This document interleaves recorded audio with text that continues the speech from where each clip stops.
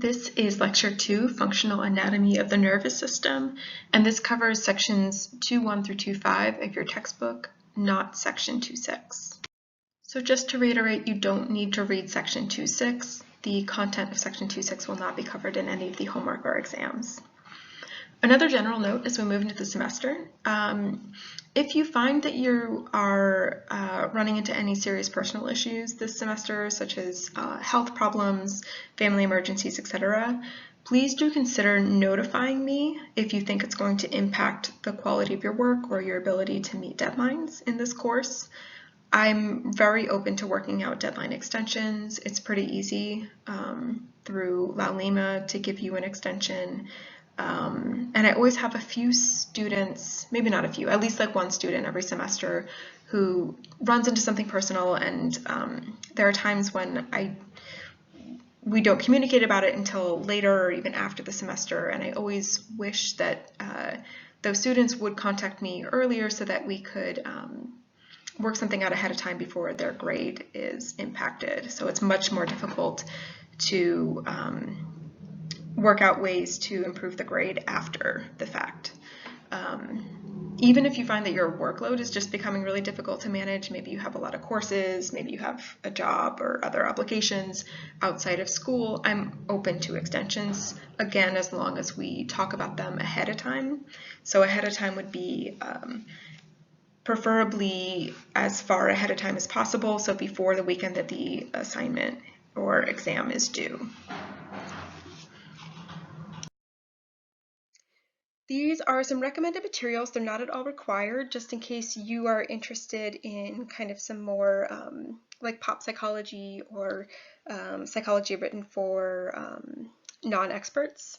Radiolab is one of my favorite podcasts. It's an NPR podcast that a lot of times covers psychology and neuroscience related topics, but certainly not every week.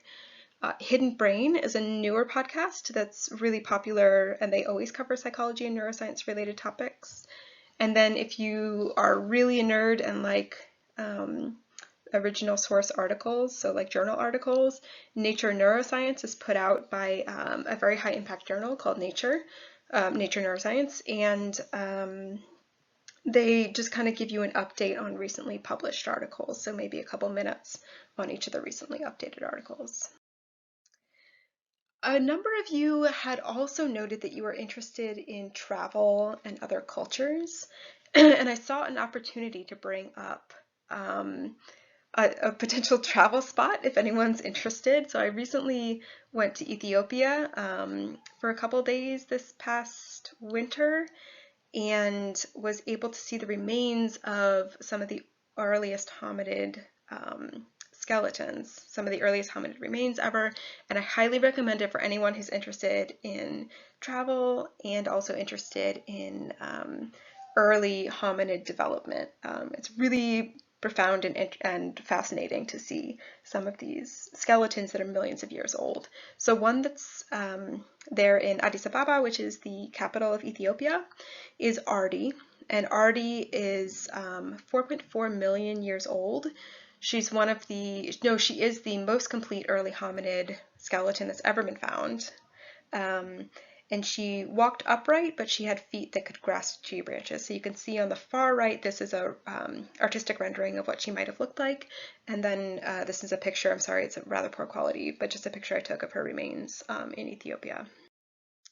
And then Lucy, I think, might be a little bit more famous. She's also there. She was found in Ethiopia as well, and she's in this museum in Addis Ababa.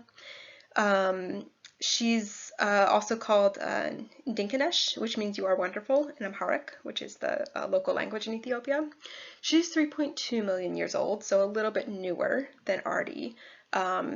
She was found before Ardi, so I think she gained a lot of fame for being the oldest mostly complete hominid skeleton found at that time. And I found it interesting as well that she was likely just 12 years old when she died, which was considered a mature young adult at that time. So she also walked upright.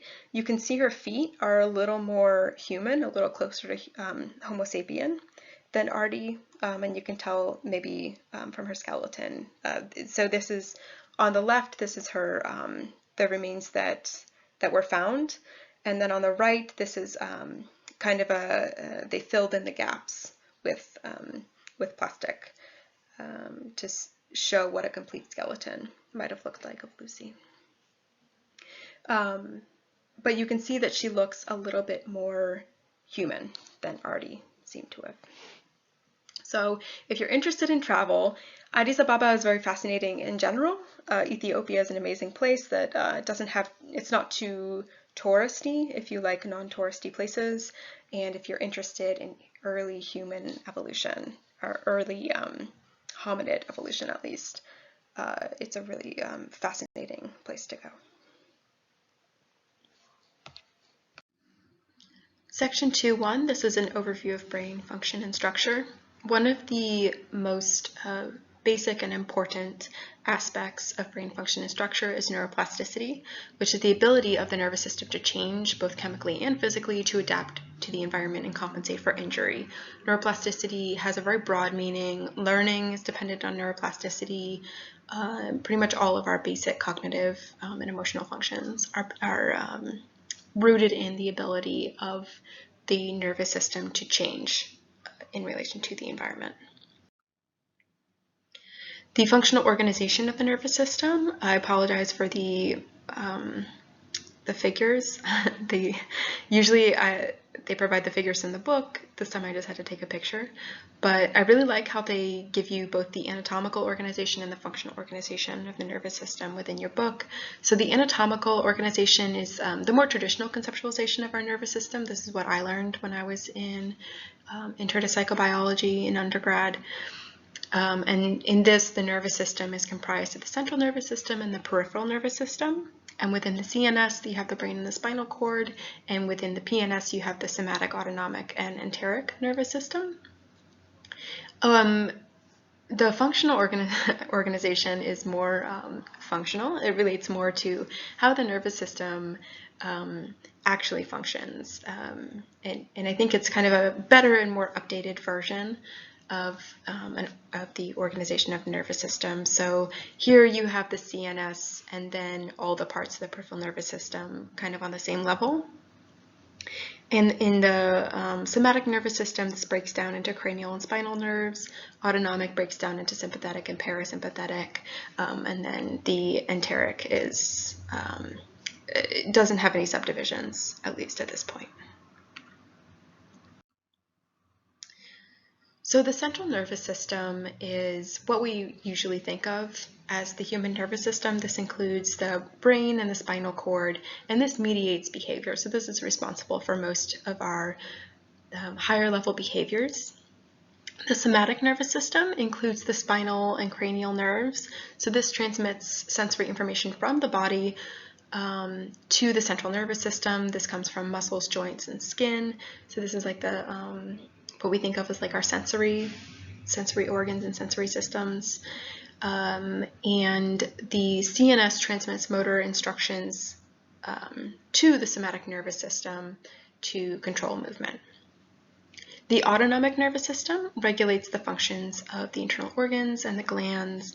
So if you've heard of the fight or flight response, this happens through the sympathetic nerves. This is like an arousal system. And then conversely, the rest and digest response is the opposite of fight or flight. And this is through the parasympathetic nervous system. And this is like a calming response. So these two, parasympathetic and sympathetic, kind of act together to balance out arousal and then more calming mechanisms. And then the enteric nervous system controls the gut. So this, if you hear about like gut bacteria and how this relates to behavior, this is kind of a hot topic in science, and you see it reported in the media. When the media reports on science, you hear this once in a while. The enteric nervous system is kind of a mesh of neurons that are in the lining of the gut, so in the stomach and the digestive system, that runs from the esophagus to the colon. And this is mostly responsible for digesting food into nutrients, of course, but it actually has a lot of interplay with the central nervous system, and we will go over that in more detail in a bit. Okay, finding your way around the brain. So this is just directions in the brain. So these are important to know because you'll hear terms like dorsolateral prefrontal cortex, and you want to know what that means. You want to know what dorsal means and what lateral is, where you might find that area of the brain. So anterior, posterior, and rostral-caudal mean essentially the same thing. Anterior means the front, posterior means the back, same with rostral-caudal. And then dorsal and ventral mean pretty much the same as superior, inferior. Dorsal means on the back, so if you think of like a dolphin has its dorsal fin on the back of its body, that's dorsal means back, and ventral means like the belly or the bottom. And then medial lateral. Medial is the middle, going toward the middle of the brain, and lateral means toward the outside of the brain. Especially in neuroimaging, we also talk about 3 different planes of the brain, 3 different ways you can kind of slice the brain for images in fMRI, for example. There's the coronal plane, which essentially goes dorsal to ventral. The horizontal plane goes from anterior to posterior, and the sagittal plane cuts the hemispheres, the right and the left hemispheres, from each other. So we have a few structures that protect the brain from damage. These include the meninges. This is 3 layers of tissue. It's the dura mater, the arachnoid matter, and pia mater. And then we have cerebral spinal fluid, or CSF, which is a clear solution, mostly comprised of sodium chloride and other salts. The ventricles, which are holes, holes that don't have gray matter or white matter in the brain, in the forebrain. These are filled with cerebral spinal fluid, and CSF also circulates around in the brain and the spinal cord beneath that arachnoid layer to cushion the brain, and also provides some kind of cleaning and healing functions for those areas of the brain. Most of you might remember from Psych 100, or if you took AP Psychology in high school, there are 4 main lobes of the brain. These lobes are present on both the right and the left side. The temporal lobe is this orange one in the figure. It's responsible for hearing, language, music, memory functions as well. So there's an interior part or a medial part of the temporal lobe that plays a large part in memory. The frontal lobe is the one in the front. It's the largest lobe, and this one's responsible for executive functions, which are higher level cognitive functions like decision making. And then the parietal lobe, which is this green one, up kind of on the top of your head, and this is responsible for spatial orientation, integrating sensory information, and a number of other functions as well. And then the occipital lobe is actually responsible pretty much exclusively for vision. So vision is a very prominent sensory process in humans and in most animals, and so we have a lobe of the brain responsible just for vision. The cerebral cortex, which we also call the neocortex, is this outer part of the brain. It's thin, it's folded into gyri and sulci, and it's comprised of the bodies of neurons. If you look at these pictures on the right, it's the darker part on the top of the brain, on the outer part of the brain. We also call it gray matter. And the neocortex is responsible for higher order nervous system tasks. So the thickness of the neocortex often corresponds to how good the brain is at these functions, even looking between individuals. So in anatomical MRI research, when we image the brain, just the brain structures, sometimes, for example, IQ might be correlated with the thickness of the neocortex in an individual in certain areas of the brain. There's also white matter, which is literally this lighter kind of white looking or maybe light gray looking substance in the more middle part of the brain or underneath the neocortex. And this contains mostly the neuronal axons.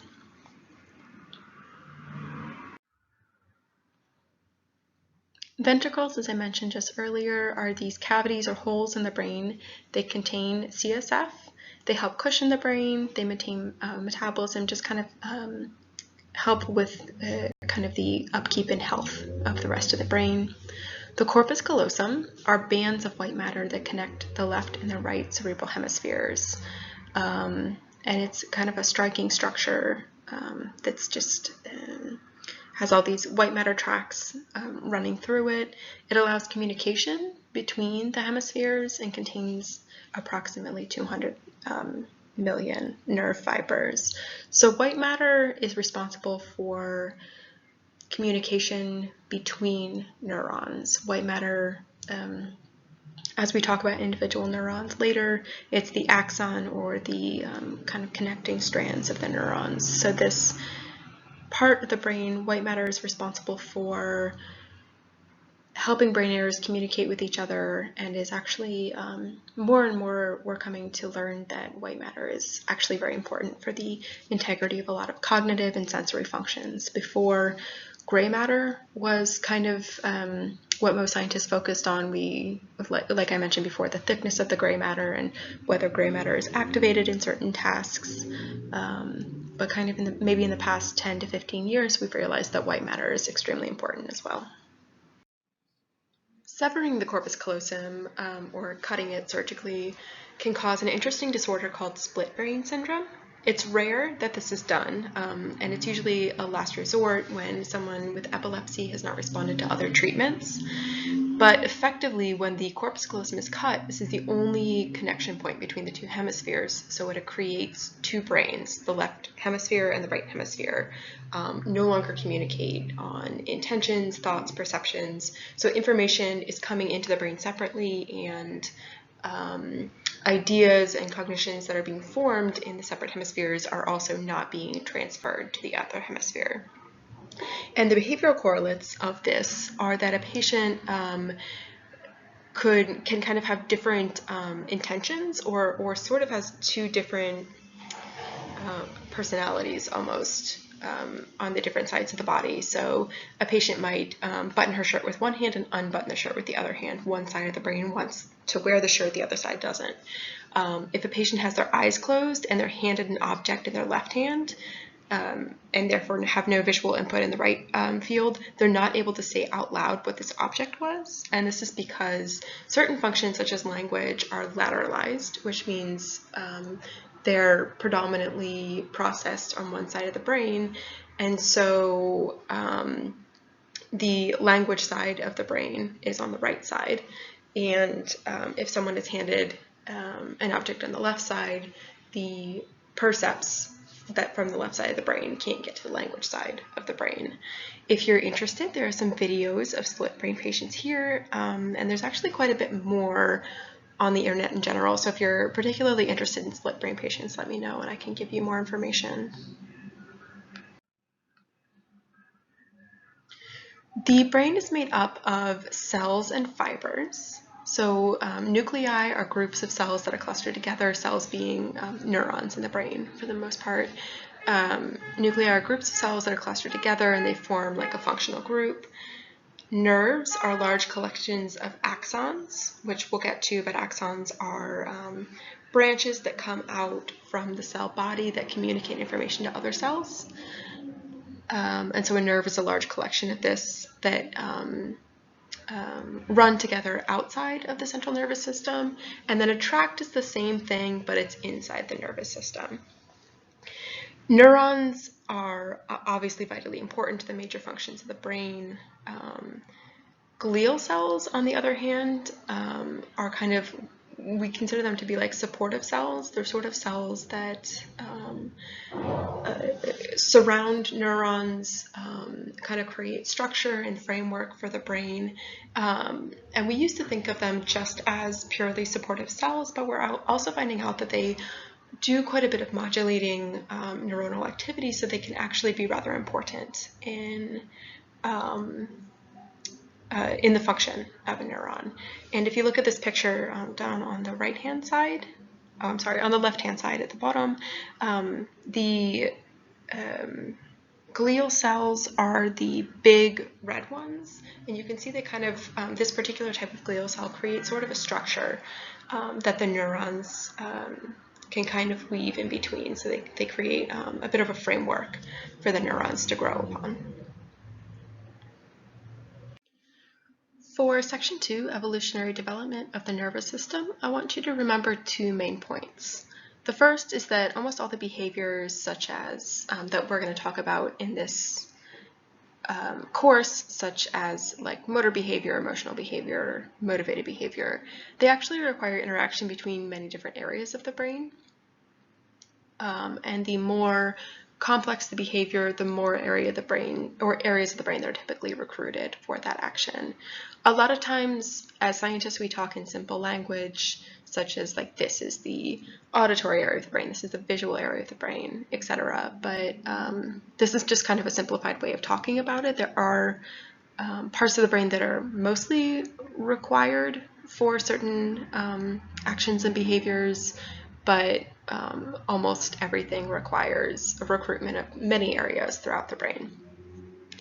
The second is that while we associate vertebrates with more intelligent behavior, and this is generally true, there are some invertebrates that have shown to have something like intelligent behavior and rather complex nervous systems, although their nervous systems might look different from ours. So an octopus, for example, doesn't necessarily have a centralized nervous system, doesn't have a CNS like we do. Rather, their nervous system is distributed throughout their body, especially in the tentacles. However, they show really complex behavior. So, for example, you can watch this video on YouTube where an octopus shows observational learning, where one learns to solve a puzzle or solve a task by watching somebody else do it. So the octopus learns by watching another octopus solve a task to obtain a treat. And this is considered to be rather complex behavior, watching someone else solve a puzzle.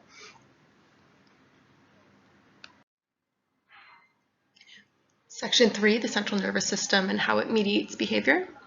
So going back to the central nervous system, we have the spinal cord, which is a bundle of nerve tissues and supporting cells that go from the brainstem, which is that little stem at the sort of bottom of the forebrain, to the lumbar region, all the way down. Each spinal segment is responsible for a different part of the body. As you can see in the top right figure. The brainstem, which is on the top of the spinal cord, is the central structure of the brain, sits in the center, and is responsible for most of our unconscious behavior. We talk about it as the oldest part of the brain, so old in an evolutionary sense, it's one of the first parts, it is rather the first part of the brain that evolved, and it's a part of the brain that, the brainstem is a part of the brain that pretty much every organism with a central nervous system has. The brainstem includes the hindbrain, the midbrain, the diencephalon, and the cerebellum, with the hindbrain and the midbrain being essentially extensions of the spinal cord. So they serve similar functions. The hindbrain is the oldest part of the brain.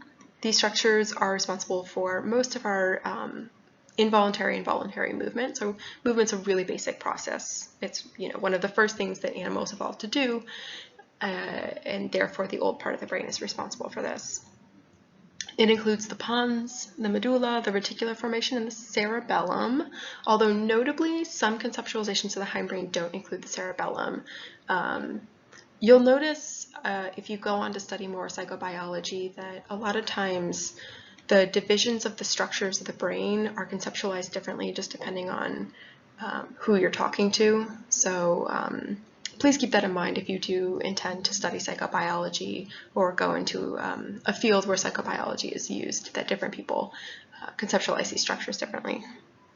But anyway, so the cerebellum is that little like tiny brain in the back of the brain, and it controls balance, coordinated movement, and actually a number of other functions. We'll get into it later, but people are finding out more and more that the cerebellum plays a role in emotion and maybe even higher cognitive processes. The reticular formation in the middle there mediates sleep-wake behavior. and behavioral arousal, so being alert. The pons and medulla control body movement. The pons connects the cerebellum to the rest of the brain, so the cerebellum has a lot of connections to the cerebral cortex, the neocortex, and the pons mediates this. And the medulla controls breathing and cardiovascular system, so really important. You can imagine if any of these areas, especially the medulla, was damaged, that this could be fatal, as it's responsible for breathing and mediation of cardiovascular systems such as the heart. Okay, the midbrain, as its name suggests, is the central part of the brain. It contains neural circuits that mediate hearing, seeing, and orienting movements. Orienting movements being movements of the head and the body that orient the sensory organs toward the source of a sound or a sight. So if you're walking down the street and you hear a car honking, you might turn your head to see what's going on, and that would be an orienting movement. The tectum is a sensory component of the midbrain, and it contains the superior colliculus, which receives visual information, the inferior colliculus, which receives auditory information. And this is also responsible for orienting behaviors. And the tegmentum is the motor component. So this has the red nucleus, which controls limb movement, substantia nigra, which means literally black substance, which mediates reward and movement. So the substantia nigra is black because it actually contains such a dense collection of dopaminergic cells, which I guess tend to be kind of black in color or dark in color, that literally when you look at a brain post-mortem, this area of the brain is black. And it's strongly implicated in Parkinson's disease, which is a disease, motor disease that in which dopaminergic function is affected, and we'll talk about that in more detail later. And the tegmentum also plays a role in pain perception. The diencephalon literally means between the brain. It integrates sensory information and motor information on the way to the cerebral cortex. You can see as we're kind of climbing up into the neocortex, the functions get a little bit more complex. So the diencephalon includes the thalamus, which integrates information from all sensory systems and then projects it into the cerebral cortex. So all of the sight and sound and all the sensory information that's coming from the body goes through the thalamus, and the thalamus sort of decides where in the cerebral cortex that information is going to go. It's also called, or it's often called the switchboard for the brain. If you're familiar with like old telephone switchboards, which was like a person sitting, getting the incoming, sitting at the connection point between all telephones, getting the incoming calls and deciding where those calls were going to be transmitted to. The hypothalamus, which literally sits below the thalamus, hypo being below, contains nuclei that are associated with temperature regulation, eating, drinking, and sexual behavior. So a lot of basic functions that kind of help maintain life. And then the forebrain is the newest part of the brain in evolution. And this is the one that sort of makes us, this is the part that sort of differentiates us from a lot of other animals. Other animals have the forebrain, but we have particularly big forebrains, complex forebrains with more surface area, more neocortex, and bigger frontal areas. And the forebrain coordinates advanced functions like planning, language, kind of any of these higher cognitive functions, working memory, for example. It contains the cerebral cortex, the limbic system, and the basal ganglia. The cerebral cortex is the outer layer of the forebrain. Has 6 layers of gray matter, and each of these layers has a different function with different cytoarchitecture, meaning different types of cells and different structural configurations of cells. And this is responsible for most of the complex cognitive functions, as I mentioned before. Okay, you might sometimes see pictures of the brain like these on the right, where it's kind of divided into different sections, and sometimes there are different patterns in different sections. These are called Brodmann's areas. It's actually a really old way of organizing the areas of the brain. Brodmann looked at brains post-mortem and just noted different cytoarchitecture in different parts of the brain when he, took little slices of those parts of the brain, looked at under a microscope, and just noted structural differences in those parts of the brain. And we still use these areas today sometimes because those brains actually have functional differences, kind of underscoring the connection between the structure of the brain and how that impacts function. The basal ganglia is a collection of subcortical forebrain nuclei. Subcortical meaning literally below the cortex. It's in the inside part of the brain. It's responsible for coordinating and controlling voluntary movement of the body. Has connections to the thalamus and the midbrain. So as I mentioned before, the thalamus is kind of the switchboard for the brain. It's getting a lot of sensory information coming in, and then the thalamus is informing the basal ganglia